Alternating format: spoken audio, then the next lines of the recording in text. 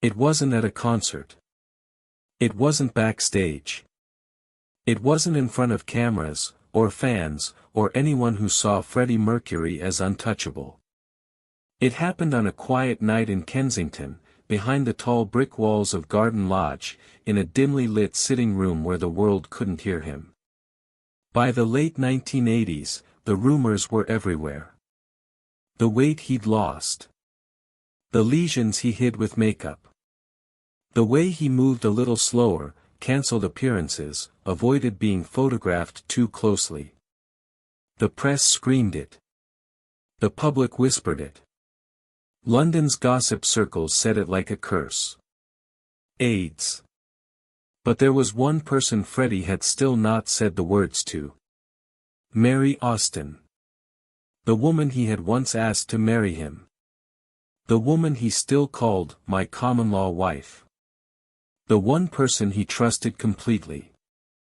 One winter night, when the pain in his body became impossible to ignore and the future shrank to something small and terrifying, Freddie asked Mary to stay after everyone else had gone home.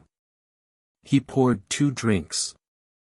He turned off most of the lights. He sat across from her, hands shaking so hard he had to grip the glass with both hands. And then he said it. "I'm dying, Mary." What she answered changed everything about his last years on Earth. What did Freddie tell her in that room? How much did she already know? And why did that conversation become the quiet foundation of the way he chose to live, and die? Keep watching.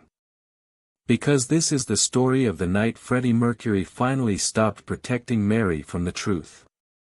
And discovered she had been carrying it alone long before he spoke. By 1989, Garden Lodge had learned to keep secrets. The tall brick walls, the heavy gate, the ivy curling along cold stone, all of it formed a barrier between Freddie Mercury's crumbling body and the world still screaming for encores. Inside, the atmosphere had changed. The staff spoke more softly. Footsteps seemed quieter. Laughter still happened, of course it did, this was Freddie's home, but it had a strange, echoing quality now, like sound in a museum hall. Time moved differently in that house. Days were measured not by dates, but by good days and bad days. Freddie noticed all of it. He saw the way people looked at him just a fraction too long. The way Jim's hand hovered near his arm in case he stumbled. The way the housekeeper discreetly added more cushions, more blankets, more softness everywhere, as if patting the world for him. And he saw the way Mary watched him. Not like the others. Not with pity. Not with fear. With knowing. It was the knowing that broke him. On that particular winter evening, the house was full. A few close friends, some music people, an assistant or 2. Jim floated through the rooms with drinks and jokes. Someone put on an Aretha record. There were bursts of laughter, clinking glasses, smoke curling in the lamplight. Freddie played host like it was a role he'd been born into. He wore one of his elegant patterned shirts and soft trousers, bare feet on the carpet. His hair was cropped shorter now, his frame thinner. The disease had hollowed him out in places, but his presence still filled the room. He laughed at the right moments, made cutting jokes, flashed that familiar grin. But every movement had calculation behind it. He stood near furniture in case he needed to steady himself. He timed his laughter to avoid coughing fits. He sipped, never gulped, because swallowing sometimes hurt. From across the room, Mary watched him with those sharp, gentle eyes of hers. She had known him too long to be fooled. She knew what the others tried to pretend not to see. When their eyes met, just for a second, the noise around him seemed to fade. There was a conversation happening in that look, one they hadn't yet put into words. Later, after the last guest had left, after the front door had closed and the echo of voices had faded from the hallway, the house exhaled. Silence. No more audience. No more performance. Jim headed upstairs with a tired yawn and a kiss on Freddie's hair. "You should rest," he murmured. "I will," Freddie lied. He waited until he heard footsteps on the stairs, until the floorboards creaked above, until the house settled into that deep, late-night stillness. Only Mary remained in the sitting room. She was tidying absent-mindedly, straightening a cushion, collecting an empty glass, adjusting a picture frame on the mantel. Little rituals to occupy hands when the heart was too full. "Leave it," Freddie said softly. She turned. He was standing by the fireplace, one hand resting on the mantel, the other loosely holding a glass he wasn't drinking. The lamplight picked out the hollows in his cheeks, the new angles in his face. He looked older than his 40-something years, not in the way time ages, but in the way pain carves. Mary set the glass down. "All right," she said. "I'll leave it." The silence that followed wasn't comfortable, but it wasn't hostile either. It was dense. Expectant. Like the air before a storm. Freddie stared at the fireplace for a moment, then at his own reflection in the dark TV screen. He barely recognized himself sometimes. "You stayed late," he said, still not meeting her eyes. "Most sensible people ran off hours ago." Mary smiled faintly. "I've never been particularly sensible with you, have I?" He huffed a soft laugh. "No. And thank God for that." She walked over and sat on the armchair across from him. He didn't sit. The distance between them felt both tiny and insurmountable. "Mary," he began, then stopped. His tongue felt thick. His chest tight. The words he had rehearsed 100 times in his head evaporated the moment he tried to speak them. Mary tilted her head. "You've been wanting to talk to me all night," she said quietly. "Ever since I walked in." He swallowed. "You noticed." "I always notice." He looked at her then. Really looked at her. The woman who had seen him as Farrick before the world knew the name, Freddie Mercury. The woman who had seen every version of him, shy, bold, cruel, kind, selfish, generous, genius, reckless.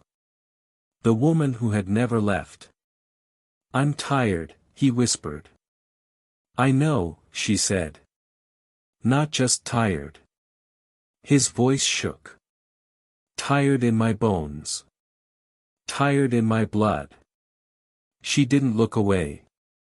"Say it, Freddie," she said gently. "Not for me. For you." His fingers tightened around the glass. The house waited.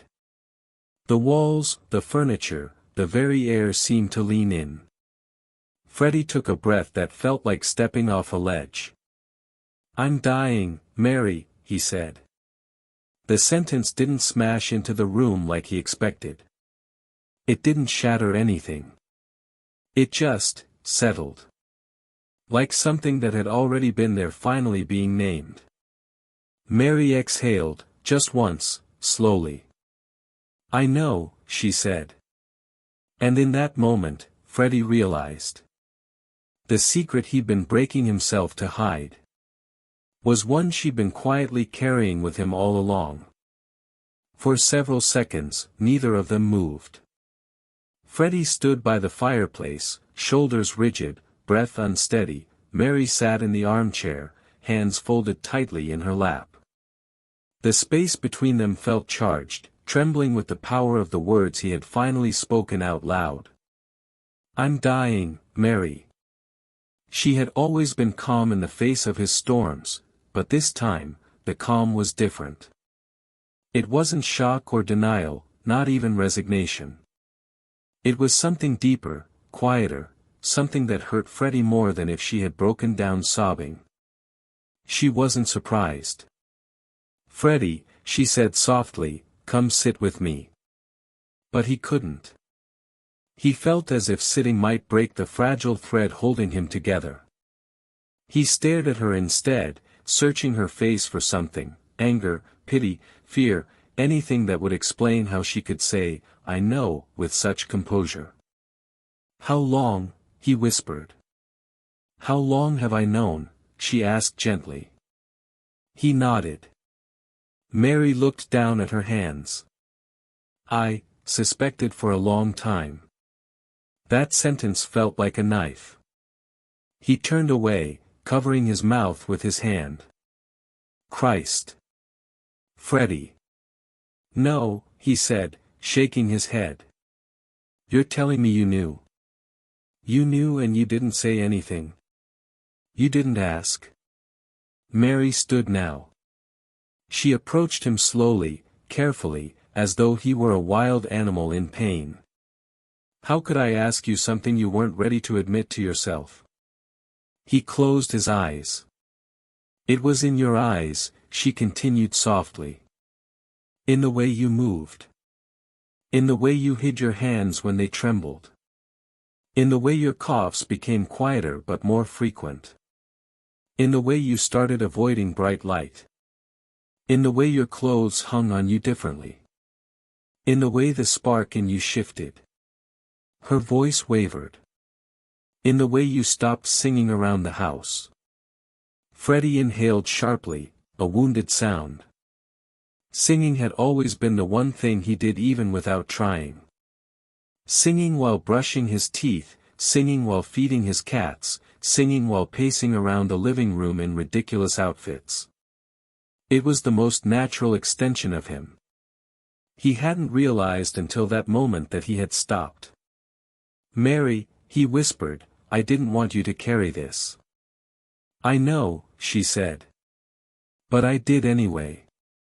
He looked at her, finally looked at her, and saw the truth sitting in her eyes. She had been grieving him long before he allowed himself to grieve anything. And that broke him. He sank onto the sofa, elbows on his knees, running a hand through his short, thinning hair. "I thought I had more time." Mary sat beside him, leaving just enough space so he wouldn't feel trapped but close enough so he wouldn't feel alone. "How long have you known?" she asked gently. Freddie's voice dropped to a whisper. "Since '87. Officially, I mean." He laughed bitterly. "Imagine that, I've known for years and I've only now found the courage to say it to you." "That's not cowardice," she said, touching his arm lightly. "That's fear. And fear is cowardice." "No," she insisted. "Fear is human." He dropped his head. "Mary. I didn't want you to see me disappearing. But I saw it anyway," she said softly. His breath shook. The mask he wore, the one he held even in front of Jim, even in front of the band, began to crumble, piece by fragile piece. "You must hate me," he murmured. She blinked, stunned. "Hate you? Freddie, how could you think that?" He swallowed. "For lying." Mary let silence settle before answering, the kind of silence that carried truth rather than accusation. "You weren't lying," she said gently. "You were protecting yourself. And me. And everyone. You've been protecting people your whole life." He shook his head. "I was ashamed. Of being sick. Of being weak." Mary inhaled sharply. "Freddie Mercury," she said, her voice trembling with emotion, "you have never been weak. Illness isn't weakness. Dying isn't weakness. Being frightened isn't weakness. The only weak thing would have been hiding this forever, and you didn't." He rubbed his face. "I'm so scared, Mary." And there it was, the sentence he had never allowed himself to say aloud. Not to Jim. Not to the band. Not even to himself. I'm scared, he repeated, voice cracking. I'm scared of what's coming. I'm scared of the pain. I'm scared of the press. I'm scared of the bloody vultures waiting to feast on me. I'm scared of being remembered as a tragedy instead of a triumph. I'm scared of what Jim will do without me. I'm scared of leaving my cats. I'm scared of this house being empty. I'm scared of being alone at the end. I'm scared of the world watching me fade. Mary placed a hand on his cheek, firm, warm, grounding. You won't be alone, she said. Not for a single moment. I promised you once that I would stay in your life until the end. I meant it. He closed his eyes, leaning into her touch like a child needing reassurance. I didn't want you to see me like this. She shook her head. I want to see you, she whispered. In every version. In every stage. In every truth. It's not your job to shield me. It's my choice to stand beside you. A tear slid down his cheek. Mary, what am I supposed to do now? You live, she said. You let people love you. You let people help you. You stop pretending you're indestructible. And you let yourself rest. He let out a shuddering breath, something between relief and devastation. Stay tonight, he asked quietly. She smiled, though her eyes were wet. Of course. Because Mary Austin never left him. Not before the fame. Not during the chaos. Not during the heartbreak. And certainly not now. Freddie reached for her hand, gripping it tightly. The truth was out. The fear was shared. The room felt lighter. Just a little. But enough. They moved to the smaller sitting room at the back of the house, the one that looked out onto the garden. Freddie liked that room at night. It felt separate from everything, the main hall, the studio, the noise of the city. Out here, with the garden lamps glowing softly through the glass and the silhouettes of trees swaying in the winter wind, he could almost believe the world had shrunk to something he could hold. Mary fetched a blanket from the back of the sofa and draped it over his legs without asking. He didn't protest. That alone told her how far things had gone. A tray sat between them now, half-finished drinks, an ashtray, untouched biscuit someone had put out earlier. The sort of quiet chaos that followed a gathering. But now it was just the two of them, the house dim, the clock ticking too loudly in the corner. Do they know? Mary asked at last, her voice low. He knew who she meant. The band? Freddie gave a tired half-smile. They know, what they're allowed to know. Which is? That I'm not well. That I'm tired. That I need more studio time and fewer photographs. His smile faded. But not this. Not the word. I can't bring myself to say it to them. AIDS, Mary said, calmly. The word landed like a stone on the coffee table. Freddie flinched. I hate that word, he muttered. It sounds like a headline, not an illness. Like something shouted from the front of a filthy newspaper stand. Mary's eyes were soft. What did the doctor say? He leaned back, eyes wandering to the dark glass of the window. He said what they always say, Freddie replied. Counts, numbers, drugs, possibilities. No promises.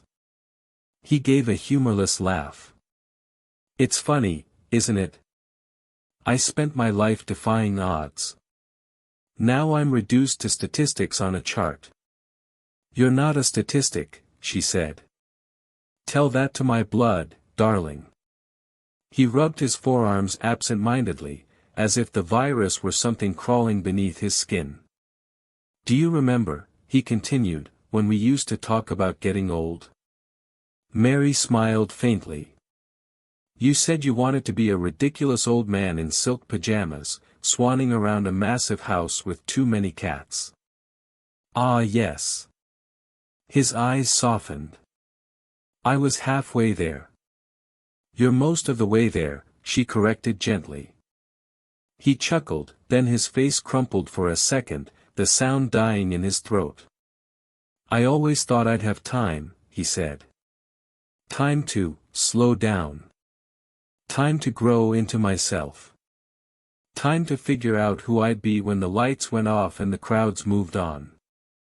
I never imagined the credits would roll so soon. Mary watched him carefully. What are you most afraid of? She asked. He hesitated. There were so many answers. The pain, he said finally. Not just physical. The humiliation. Being watched. Turned into a spectacle. I've seen the photos they take of others, men leaving clinics, people wasting away in hospital beds. Long lenses peering through bushes. They don't see people. They see stories to sell. His jaw tightened. I don't want them to have that, he said. I don't want them to see me like that. To take what little dignity I have left and sell it for 50 pence. Mary nodded. Then we don't let them. He looked at her. How? We close ranks, she replied simply. You keep working the way you want to work. You decide when you're seen and when you're not. We keep the circle small. We keep this house safe. And when you can't fight publicly anymore, you don't. You owe nothing to the press. He stared at her for a long moment. You talk as if you've already planned this. I've had time to think, she said, her voice barely above a whisper. He swallowed. What else have you thought about? He asked. Mary hesitated now. Practical things, she said. The house. Your money. Your music. Who gets what? What happens when? She trailed off. When I'm gone, he finished for her. Yes. He let his head fall back against the sofa, eyes closing. I tried to pretend that part didn't exist, he murmured. I'd sign what they put in front of me, nod through meetings, crack a joke, leave. It always felt abstract. Like we were talking about someone else's estate. It's not abstract anymore, Mary said gently. And if you want, I'll help you make sure it goes where you want it to go. He opened his eyes and turned his head to look at her. I already know where most of it should go, he said. This house. The garden. The things that mean anything. To you. Her eyes widened slightly. Freddie, you don't have to. Yes, he cut in softly. I do. Why? He stared at her, a tired, fragile smile flickering at the corners of his mouth. Because you stayed, he said simply. Because you knew before I did. Because you've always been the constant in a life full of people who came and went. Because everything I am, somehow started with you. Mary's eyes filled, but she blinked the tears back. You don't owe me your life, she whispered. No, he agreed. But I owe you my trust. And that's all this is. Me saying, even when I'm not here. I want you to feel like I am. In these walls. In these things. In the stupid paintings I bought when I was drunk. In the piano. In the cats. In the echoes. He swallowed. I don't care what the world thinks my legacy is, he said. They'll argue over it until they're bored. But you get to hold the part that mattered. Mary looked down at her hands, breathing slowly, as if letting that settle inside her. Do Jim and the others know about all this? She asked quietly. The will. The house. The decisions? Not yet, Freddie admitted. I can barely say, I'm dying to you. How am I supposed to look in his eyes and tell him I'm writing the end of my story? You don't have to yet, she said. One thing at a time. He laughed weakly. You and your one thing at a time.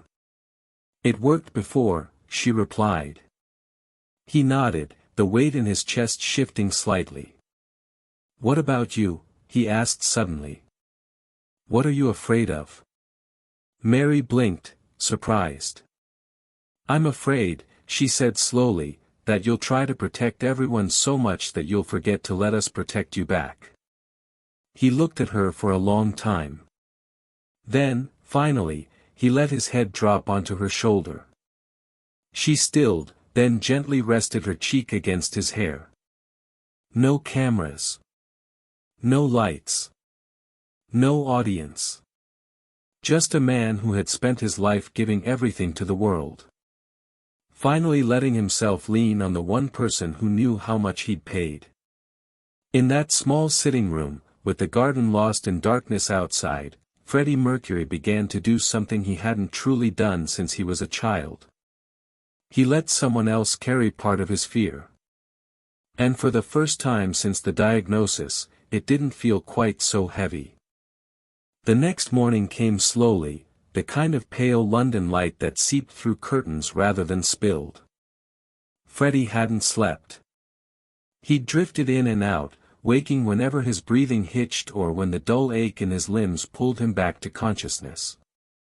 Jim had left early for errands. The house was unusually quiet.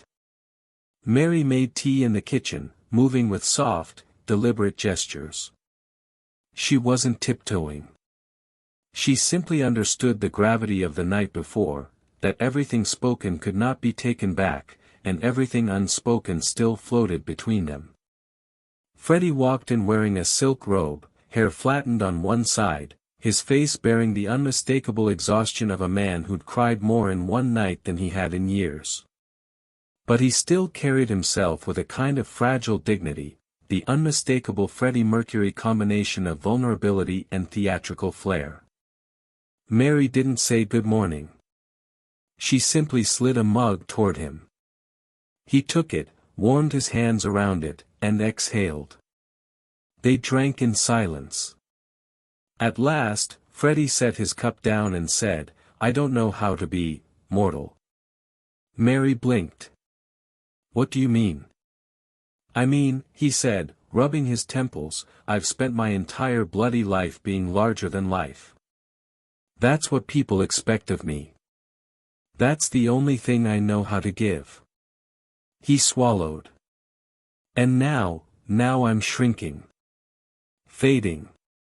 Becoming human again. And I don't remember how to do that. Mary leaned against the counter, studying him. You were always human, Freddie. He laughed bitterly. Not to them. Forget them, she said. Her voice was firm, steady. What do you want the rest of your life to look like? Truly. Freddie stared into the steam rising from his mug. I want peace, he said at last. I want to stay home. I want to record music, quietly, privately, without bloody cameras shoved in my face.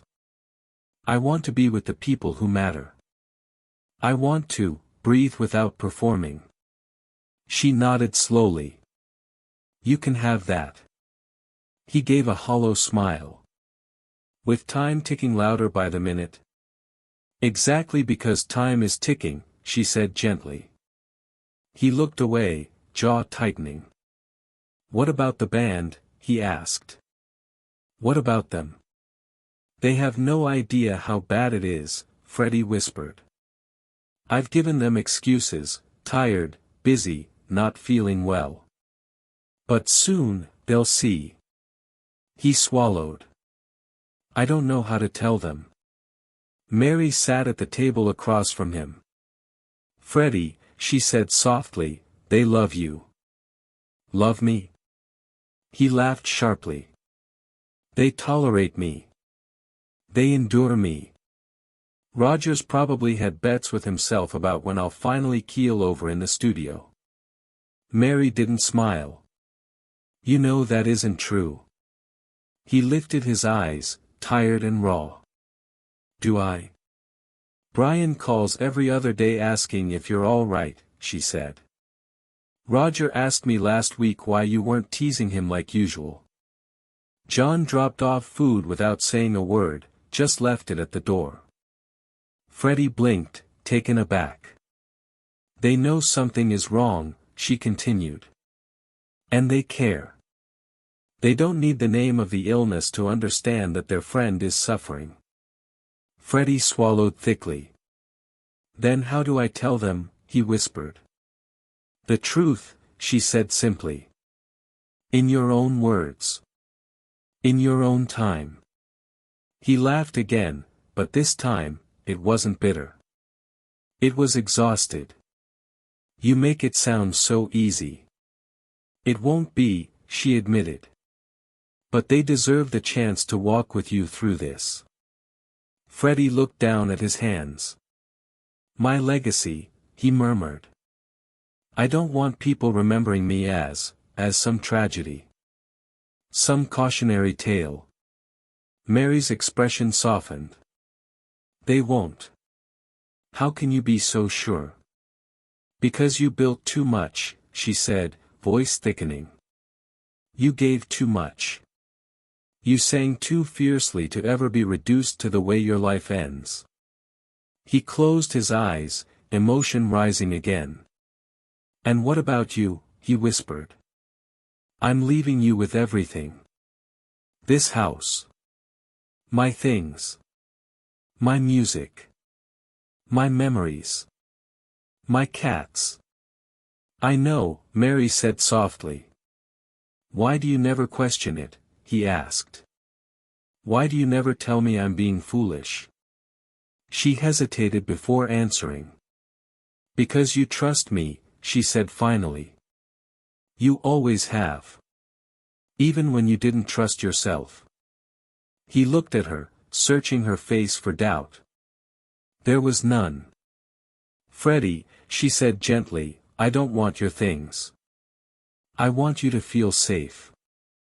I want you to feel like whatever happens, a part of you will stay somewhere you loved. That's what Garden Lodge will be. He took this in slowly, breathing unevenly. And what about Jim? He asked, quieter now. What about the life he's built with me? Mary smiled softly. He'll be taken care of. You can love him and still choose me for something different.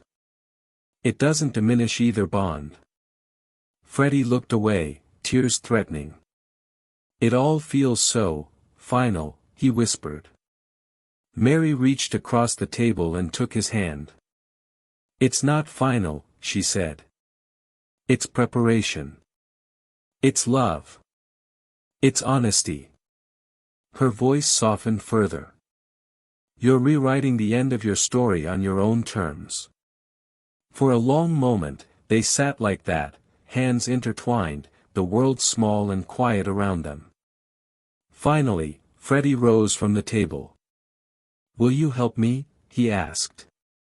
With what? With everything, he said. The truth. The arrangements. The ending. Mary stood too. I already am, she said.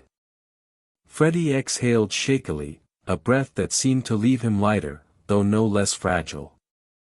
The weight of what he would leave behind hadn't disappeared. But now, he wasn't carrying it alone. The afternoon slipped into evening without either of them noticing. The house had grown dim again, shadows stretching across the parquet floor, the lamps glowing softly with that golden haze Freddie always liked. It made him look warmer, healthier, almost untouched by what was happening inside him. Mary stayed. She always stayed. They sat together on the sofa in the quiet sitting room, the same blanket still draped over Freddie's legs. He looked smaller somehow, not in size but in presence, as if the disease had begun stealing pieces of his certainty rather than merely his strength. For a long time, neither spoke. Freddie traced the edge of the blanket with his fingers, eyes unfocused. Mary watched him with patient attentiveness, letting him take the time he needed. She knew Freddie's silences as well as his laughter. She knew when a silence was avoidance, when it was fear, when it was grief. This silence was all three. At last, Freddie inhaled, shaky and uneven. "Mary," he murmured. "There's something I haven't said yet." She nodded slightly. "I'm listening." He continued tracing the blanket. "It isn't the dying that terrifies me." Her breath caught, but she didn't interrupt. "It's the process," he whispered. "The losing control. The losing myself. The needing help." His fingers tightened, knuckles whitening. "I've spent my whole life refusing to depend on anyone. Even as a child, I learned quickly, stand tall, speak loud, act fearless. And now." He lifted his hands helplessly. "Now I might need help to walk. To eat. To dress. To get to bed. To relieve myself." His voice cracked. "I don't know how to face that." Mary shifted closer but didn't touch him yet. She let him exist in that moment of confession, let him spill what had been poisoning his thoughts for months. "I don't want to be a burden," he whispered. "You won't be," Mary said gently. "But I will," he insisted. "Not just to Jim, or to Joe, or to the assistants. To you." He swallowed hard. "I can't bear the thought of you seeing me, degraded. Broken. Fading into someone I don't recognize." Mary reached out and placed her hand on his. He didn't pull away. "Freddie," she said softly, "you will never be degraded in my eyes. Illness doesn't make a person smaller. It makes them human." He exhaled shakily, staring at their joined hands.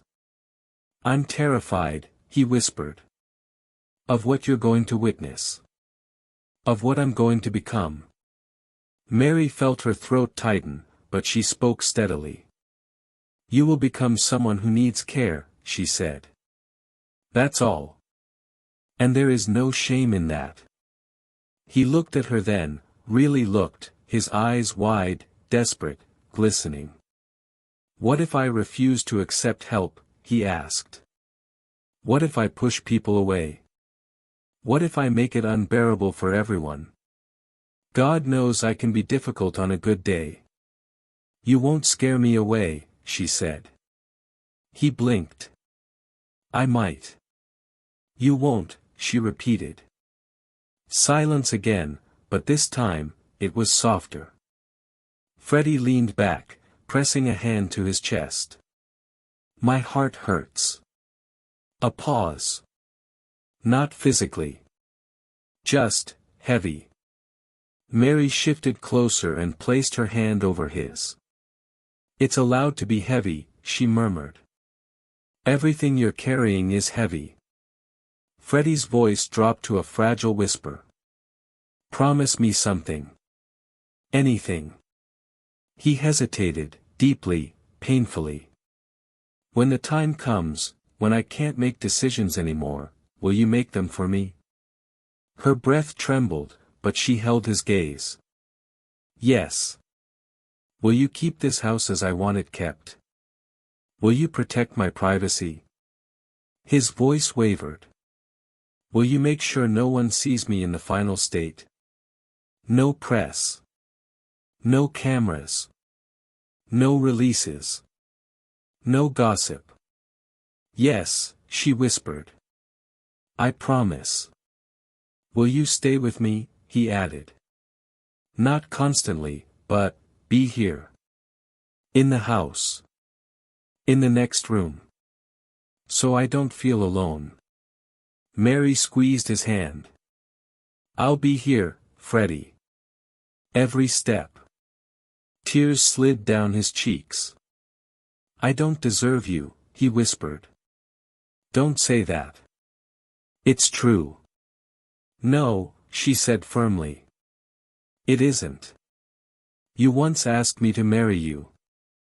You once told me that I was the only person you could trust with your heart. You don't say things like that unless you love someone deeply.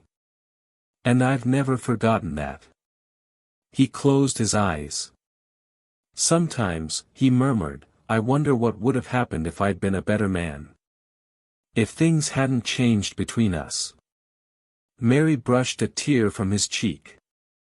You were the man you were meant to be, she said. And we had the relationship we were meant to have. Nothing about that was wrong. And nothing about what we became is lesser. He opened his eyes again, those dark, expressive eyes that fame had turned into symbols, but which Mary still saw as the eyes of a shy, artistic boy she met decades before. I'm not ready to go, he confessed. I know, she whispered. But I'm tired. I know. And I'm scared. Her voice broke this time. I know, Freddie. He reached for her, and she moved into his arms. They held each other tightly, both shaking, both surrendering to the emotion they had been fighting back for hours. It wasn't the sobs of despair. It was the sobs of truth. When they finally separated, Freddie wiped his face clumsily. You promised, he murmured. I did. And you'll keep it? With my whole heart. He exhaled, a long, trembling breath. Then I can face what comes next, he whispered. Not bravely. Not gracefully. But knowing I won't be alone. Mary took his hand again. You'll never be alone, she said. And for the first time since the diagnosis. Freddie believed her. Garden Lodge was quiet again. The kind of quiet that made every faint sound feel amplified, the soft hum of a distant appliance, the creak of the old wooden floor under changing temperatures, the gentle sway of branches brushing the outer walls. Freddie sat on the edge of his bed now, the blanket wrapped around his shoulders like a shawl. The confession, the tears, the promises, all of it lingered in the air like incense after a vigil. He looked exhausted, but there was a clarity in his expression that Mary hadn't seen in a long time. She sat beside him, neither touching nor distant, close enough to anchor him, but giving him room to breathe. He stared ahead, hands loosely clasped between his knees. Do you ever think about the first time we met? He asked suddenly, his voice low, fragile. Mary smiled softly. You barged into Biba wearing a ridiculous scarf and asked if I thought it made you look artistic. Well, he said, faintly grinning, did it? It made you look like someone pretending very hard to be artistic. Freddie laughed, a small, genuine laugh that lit him from within for a moment. You saw right through me, he said. From the very beginning.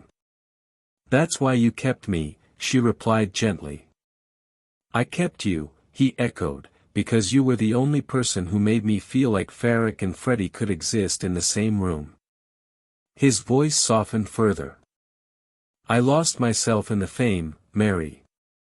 Somewhere along the way, I let the world decide who I was. But you always pulled me back. She touched his arm lightly. You didn't lose yourself. You expanded. You grew. You became something extraordinary. Freddie shook his head slowly. I became something, consumed. Mary didn't argue, she knew this wasn't the moment to correct him. This was the moment he needed honesty more than comfort. What changed tonight? She asked softly. He didn't answer right away. Instead, he rose, slowly, stiffly, and walked to the window. The garden lamps cast soft rings of gold across the yard. Freddie pressed a hand against the glass. I've spent years thinking I had to face this alone, he said. That telling people would somehow make it more real. That the minute I said the words out loud, I would become defined by them. He turned to face her. But tonight, telling you. I felt something lift. Mary stepped closer.